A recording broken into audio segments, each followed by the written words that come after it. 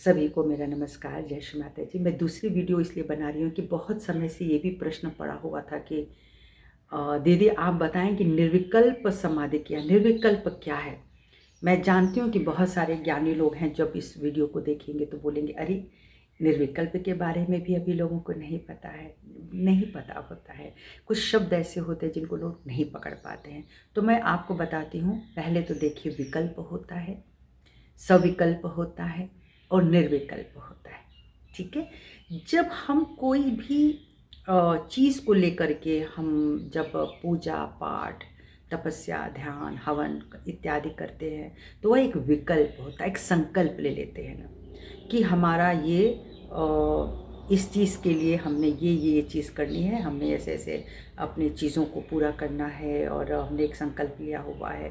तो आपके पास विभिन्न विकल्प ये होते हैं कि किस देवी देवता की पूजा के आधार पे, हवन पूजन के आधार पे, कि जल पूजन के आधार पे, कि पृथ्वी पूजन के। तो आपके सामने बहुत विकल्प होते हैं। किस किस हेतु जो आपने संकल्प लिया है उसके लिए कौन से देवी देवता होते हैं, वो है एक विकल्प है आपके समक्ष कि किस प्रकार करना है।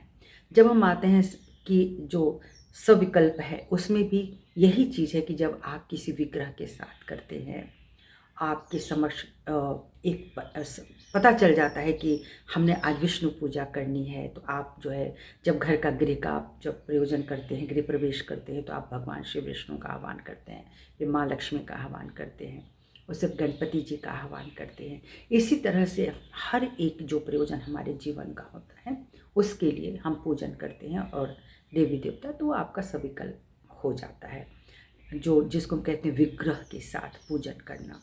जो निर्विकल्प होता है वहाँ पे कुछ भी नहीं रह जाता, यानी एक संदेह तक नहीं रह जाता उसमें, तुम कौन हो, मैं कौन हूँ। जहाँ पे बिल्कुल अभेद की स्थिति, जहाँ पे सविकल्प होता है, विकल्प होता है, वहाँ पे भेद की स्थिति होती है। ये मेरे प्रभु, ये उनका विग्रह या उनकी तस्वीर, ये उनका मंदिर, ये मैं एक आत्मा या मैं जीव, मैं यहाँ हूँ, तुम वहाँ हो और मैं आपसे बात कर रही हूँ। तो इस तरह से इस पूजा में निर्विकल्प नहीं आता, उसकी धारणा नहीं आती है। निर्विकल्प का अर्थ ही होता है अब कुछ भी नहीं, मुझ में ही श्री माता जी, मुझ में ही श्री माता जी हैं, वही बुलवा सकती हैं, वही मेरे को जीवित रख सकती हैं, वही मेरे प्राण है, उनकी ही प्रतिष्ठा मुझ में है। तो जब इस तरह से आपके देवी देवता, आपके इष्ट आपके भीतर विद्यमान हो जाते हैं, आप ही मुझ में हो, शिव ही मुझ में हो, तो आप बोल देते हो ना, शिवो हम, ब्रह्म ही मुझ में है, तो अहम ब्रह्मास्मि। तो मैं कौन हूँ, जब इस मैं को इंसान समझ जाता है तो वो निर्विकल्प में चला जाता है। मैं नहीं हूँ, जो ये मेरा नाम मेरा है, जो ये मेरा जो ये मुझे शरीर मिला हुआ है, यह वास्तविक मैं नहीं हूँ। ये जो बुद्धि है वह भी मैं नहीं हूँ, जो कुछ आ रहा है वो भी ये मैं नहीं हूँ जो ऊपर से है, लेकिन जो वास्तविक मैं है वही सब कुछ प्रदान कर रहा है। तो उस मय में जब हमारा लय हो जाता है, जैसे सारी नदियाँ जब समुद्र में विलीन हो जाती हैं तो वह निर्विकल्प हो जाती है। अब वहाँ पे कोई विकल्प नहीं है कि कौन ब्राह्मी आए, कौन गोदावरी है, कौन नर्मदा है, वहाँ पे कोई विकल्प है ही नहीं। वहाँ पे सभी नदी समुद्र बन गई। तो समुद्र में विलीन हो जाना, कि एक बूंद जो जाके समुद्र में विलीन हो जाता है वो क्या बन जाता है, फिर बूंद रहता ही नहीं, वो समुद्र बन जाता है, वो निर्विकल्प। तो जब आप नहीं रह जाते हैं, आप समा जाते हैं उस पूरे ब्रह्मांड में, उस सृष्टि में, उस इष्ट में, आप गुम हो जाते हैं। वो अलग से अब आपको लेके नहीं चलना होता है, इन्हें जगाना है, उन्हें सुलाना है, उनके लिए करना है। उस कर्म कांड से हम परे हो जाते हैं। हम अपने भीतर ही उनका चिंतन, उनका ध्यान, उनका सब कुछ वो मेरे भीतर, मेरे रोम रोम में, मेरे रग रग में जब बहने लगता है, वो निर्विकल्प समाधि में चला जाता है। निर्विकल्प का एक अर्थ होता है अनन्य, जहाँ दूसरा कोई ना हो। जैसे भगवान श्री कृष्ण कहते हैं, भक्ति हो तो अनन्य हो। अब मैं रो रही हूँ, माँ मुझे तुम मिली नहीं, बिहारी तुम मुझे मिले नहीं, आप कहाँ हो, ये हो, मैं तो भटक रही हूँ, वो कभी भी निर्विकल्प में नहीं जा सकता है। उसके सामने बहुत विकल्प है, अभी रोने का भी विकल्प है। तो निर्विकल्प में ये है कि बस एक संतुष्टि है, एक शांति है, एक समाधान है। आप अपने भीतर बैठे हैं, आपका मुंह चल रहा है कि नहीं, आपका हाथ चल रहा है कि नहीं, ये माला चल रही है कि नहीं, अब इसका कोई फर्क ही नहीं होता है। जहाँ मैं हूँ वहाँ माँ है, और जहाँ क्षमा है वहाँ मैं हूँ। दूसरे को नहीं पूछना है, आप पूछिए, आप देखिए कि आपको ये चीज़ मिली है कि नहीं।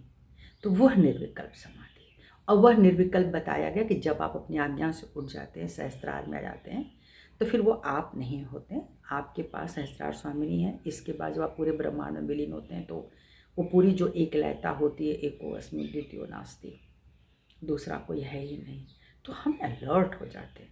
एक्चुअली जब निर्विकल्प समाधि हो जाती है ना, तो हम गलतियां नहीं कर सकते।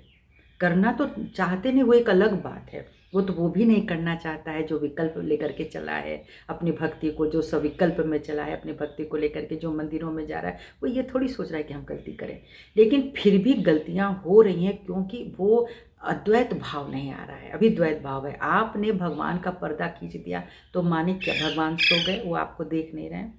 क्या भगवान के सारे कार्य बंद हो जाते हैं? आपने सुबह पर्दा खोला, अरे हम जग गए, भगवान जग गए। हम जगे तो भगवान जगा, हम सोए तो भगवान सो गया। मुझे कभी ये बात समझ में नहीं आई।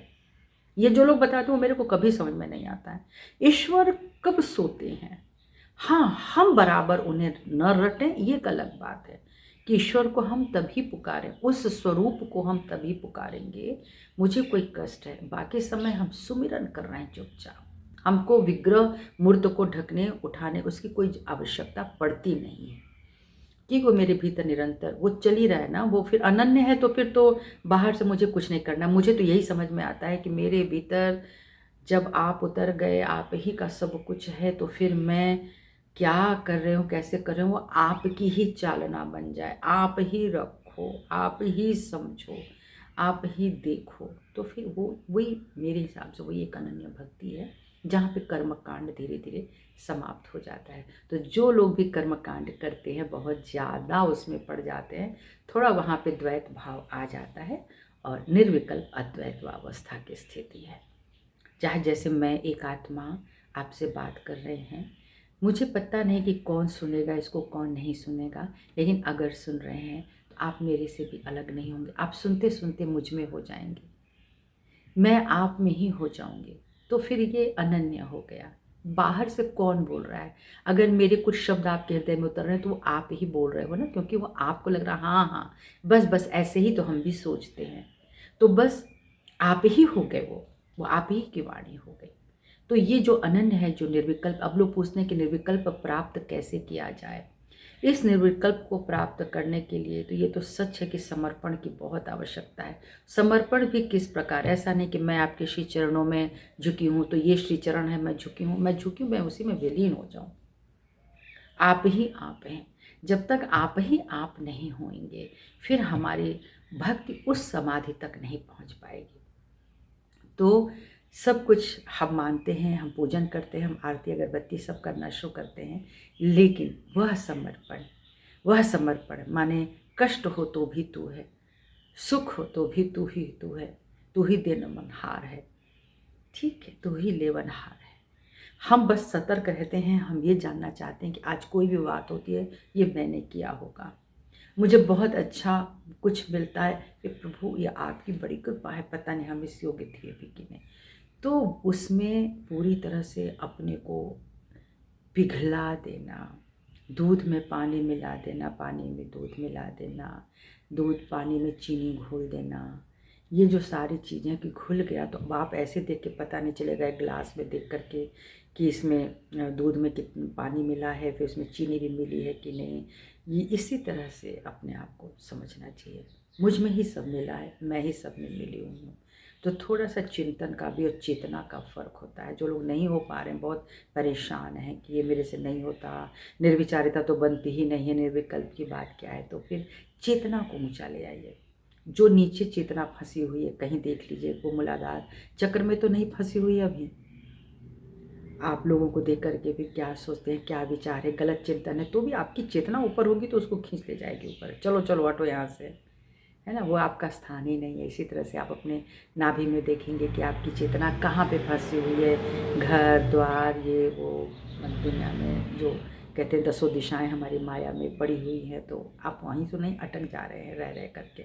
इसी तरह से आप अपने फिर अनाहत को भी देख सकते हैं कि आपका हृदय विशाल हुआ कि नहीं, वो प्रेम करता है कि नहीं, फिर वो लोगों के प्रति करुणा में कि नहीं, वो दान दर्पण, बहुत कुछ है जिस पर हम अपनी नज़र डाल सकते हैं कि मेरे अंदर क्या विकास हो रहा है। उस विकास को, उस ज्ञान को जो कि समृद्ध है, जो कि आध्यात्मिक ज्ञान है, उसके साथ जब हम बढ़ते हैं, शुद्ध ज्ञान के साथ, ज्ञान तो कर्म कांड में भी है, ज्ञान जो है आत्मज्ञान में भी है, लेकिन जब हम उस शुद्ध ज्ञान के साथ ऊपर बढ़ते हैं तब हमको देखना पड़ता है हम क्या बोल रहे हैं, हम किस प्रकार बोल रहे हैं, हम किस पे कमेंट कर रहे हैं, किस प्रकार का कमेंट कर रहे हैं, उससे हमको क्या सिद्ध, मेरी सिद्धि हो जाएगी। मैं देखती हूँ लोग बहुत कमेंट करने में भी आगे होते हैं और उनकी कोई मतलब उनके कोई वाइब्रेशंस भी नहीं आते हैं, लेकिन वो ऐसा लगता है कि वो हर बात के ही जिम्मेदार होते हैं। हम लोग किसी के लिए भी जिम्मेदार नहीं हैं। जो जिम्मेदारी है ना हमारी, वो है प्रभु के प्रति, और सिर्फ प्रभु ही मेरे जिम्मेदार हैं।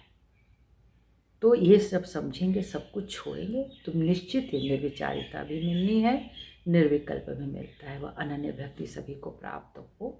जय श्री माता जी, जय श्री आदि शक्ति माँ, सभी को धन्य करें।